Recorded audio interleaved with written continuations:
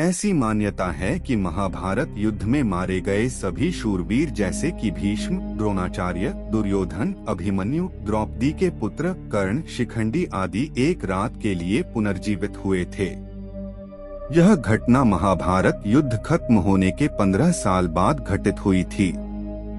यह उस समय की बात है जब धृतराष्ट्र, कुंती, विदुर, गांधारी और संजय वन में रहते थे। वहां विदुर जी के प्राण त्यागने के बाद धृतराष्ट्र के आश्रम में महर्षि वेदव्यास आए। महर्षि वेदव्यास ने धृतराष्ट्र, गांधारी और कुंती से कहा कि आज मैं तुम्हें अपनी तपस्या का प्रभाव दिखाऊंगा। तुम्हारी जो इच्छा हो वह मांग लो। तब धृतराष्ट्र व गांधारी ने युद्ध में मृत अपने पुत्रों तथा कुंती ने कर्ण को देखने की इच्छा प्रकट की। द्रौपदी आदि ने कहा कि वे भी अपने परिजनों को देखना चाहते हैं। महर्षि वेदव्यास ने कहा कि ऐसा ही होगा। महर्षि वेदव्यास के कहने पर सभी गंगा तट पर एकत्रित हो गए और रात होने का इंतजार करने लगे। रात होने पर महर्षि वेदव्यास ने गंगा नदी में प्रवेश किया और पांडव व कौरव पक्ष के सभी मृत योद्धाओं का आवाहन किया। थोड़ी ही देर में सभी योद्धा प्रकट हो गए। महर्षि वेदव्यास ने धृतराष्ट्र व गांधारी को दिव्य नेत्र प्रदान किए। अपने मृत परिजनों को देख सभी के मन में हर्ष छा गया। सारी रात अपने मृत परिजनों के साथ बिताकर सभी के मन में संतोष हुआ। अपने मृत पुत्र, भाई, पतियों और अन्य संबंधियों से मिलकर सभी का संताप दूर हो गया। इस प्रकार वह अद्भुत रात समाप्त हो गई। लाखों लोगों के मारे जाने के बाद लगभग 24,165 कौरव सैनिक लापता हो गए थे, जबकि महाभारत के युद्ध के पश्चात कौरवों की तरफ से 3 और पांडवों की तरफ से 15 यानी कुल 18 योद्धा ही जीवित बचे थे।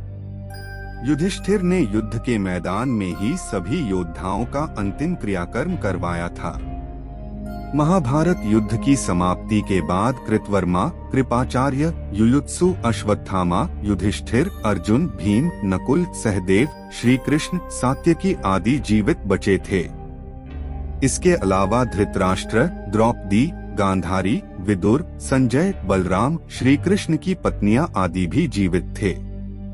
युद्ध के बाद शाप के चलते श्री कृष्ण के कुल में भी आपसी युद्ध शुरू हुआ, जिसमें श्री कृष्ण के पुत्र आदि सभी मारे गए।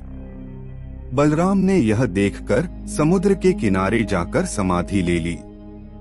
श्री कृष्ण को प्रभास क्षेत्र में एक बहेलिये ने पैर में तीर मार दिया। धृतराष्ट्र और गांधारी ने पांडवों के साथ रहते रहते 15 साल गुजार दिए। तब एक दिन भीम ने धृतराष्ट्र व गांधारी के सामने कुछ ऐसी बातें कह दी जिसे सुनकर उनके मन में बहुत शोक हुआ और दोनों वन चले गए।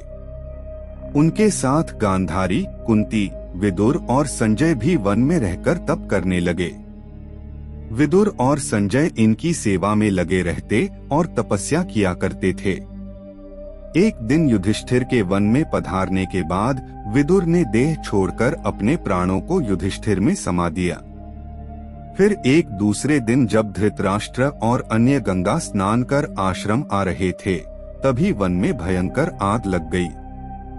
दुर्बलता के कारण धृतराष्ट्र, गांधारी व कुंती भागने में असमर्थ थे, इसलिए उन्होंने उसी अग्नि में प्राण त्यागने का विचार किया और वहीं एकाग्रचित्त होकर बैठ गए। इस प्रकार धृतराष्ट्र, गांधारी व कुंती ने अपने प्राणों का त्याग कर दिया। संजय ने यह बात तपस्वियों को बताई और वे स्वयं हिमालय पर तपस्या करने चले गए। धृतराष्ट्र, गांधारी व कुंती की मृत्यु का समाचार जब महल में फैला तो हाहाकार मच गया। तब देवर्षि नारद ने उन्हें धैर्य बंधाया।